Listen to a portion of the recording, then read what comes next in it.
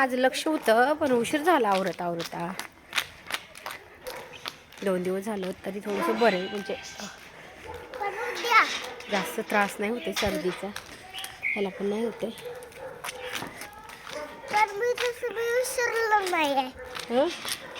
शाळेत आलं टाकून.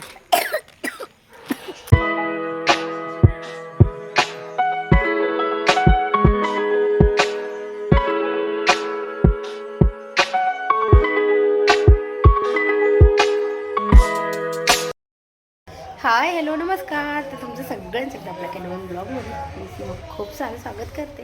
तर आता निघलो आम्ही मार्केटमध्ये, म्हणजे आज आहे मंगळवार, सुट्टी आहे. तर म्हटलं चला थोडंसं सामान भरून आणायचं आहे, तर ते आणूयात. तर रुद्राशाचं सायकल घ्यायची.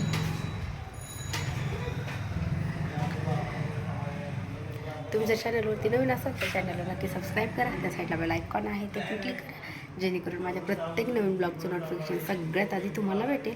तर आत्ता आज थोडंसं साहित्य भरायचं आहे आणि आता किती वेळ लागते तर, कारण की ना मंगळवारी खूप जास्त गर्दी असते.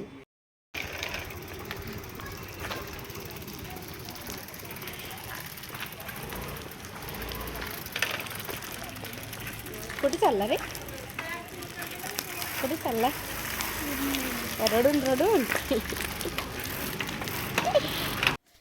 काय झालं की आज मंगळवार आहे आणि तसं म्हणजे किराणा पण बराच संपला होता. तर म्हटलं चला जेवढं संपलेला आहे तेवढा घेऊन येऊयात. तर मी काय केलं, लिस्ट काढली काय काय घ्यायचं आहे. तर रुद्रांशला कसं आहे की नाही, मी लिहिणार आहे, म्हणजे अजून लिहायला काहीच नाही, फक्त मी काय करणार आहे की तू काय काय घेतलंस त्याला टिक मार्क करायची. त्याच्यामुळं तो इतका वेळ रडत होता. एकतर आवरायला उशीर, आम्ही संध्याकाळी 6 वाजले असतील, आम्हाला 5:30 किंवा 6 वाजले असतील घरून निघायला. परत तिथून आल्याच्यानंतर संध्याकाळचा स्वयंपाक वगैरे करायचा होता. मार्केटमध्ये काय जास्त मोठा व्हिडिओ नाही काढला. मग त्याच्यामुळे तो एवढा वेळ रडत होता. आणि दुसरी गोष्ट म्हणजे त्याला सायकल पाहिजे होती. एक तर रोडचे काम बाहेर चालू आहे सगळीकडे, तर मी त्याला म्हटलं की नको सायकल, पण नाही, त्याला तरी पण सायकलच पाहिजे. त्याच्यामुळं त्यांनी रडत रडत 10-15 मिनटं घालवले. शेवटी सायकल घेतली. म्हटलं मी जिथं रोड चालू आहे तिथं थांबवणार, पण मला पाहिजे. तर मग ठीक आहे म्हटलं चल.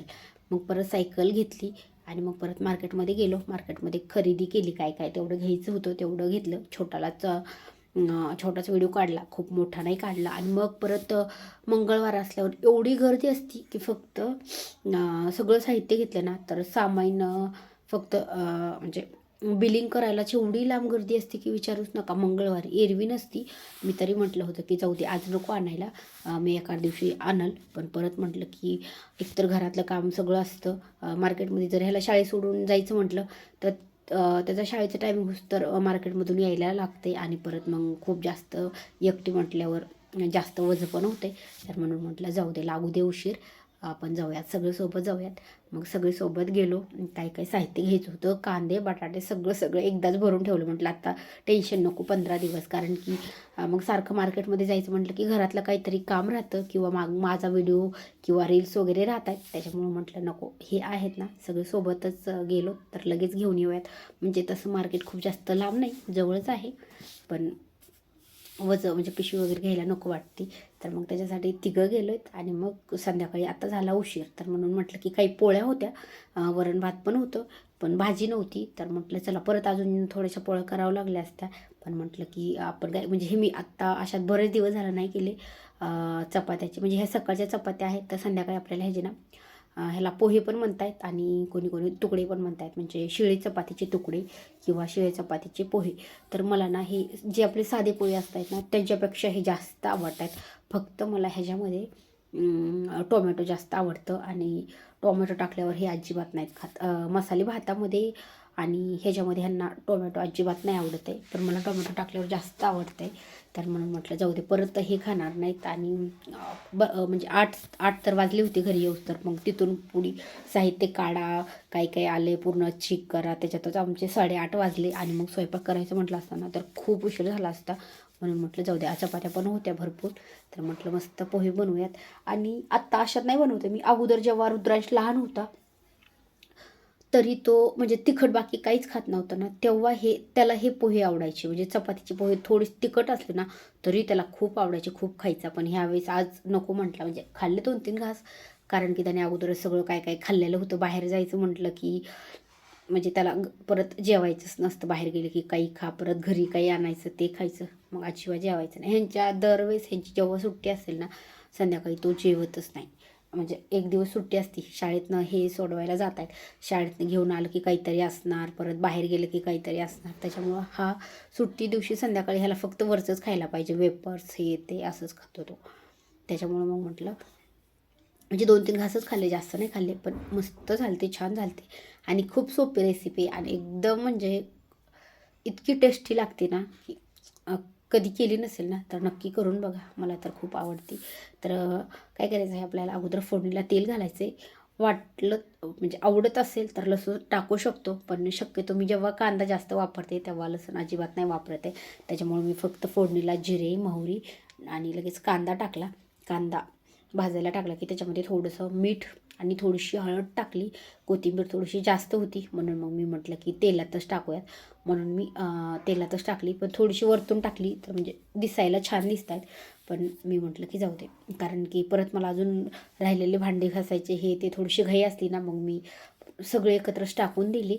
आणि लगेच ते छान कांदा वगैरे परतलं की आपल्याला ह्याच्यामध्ये टाकायचं आहे तिखट.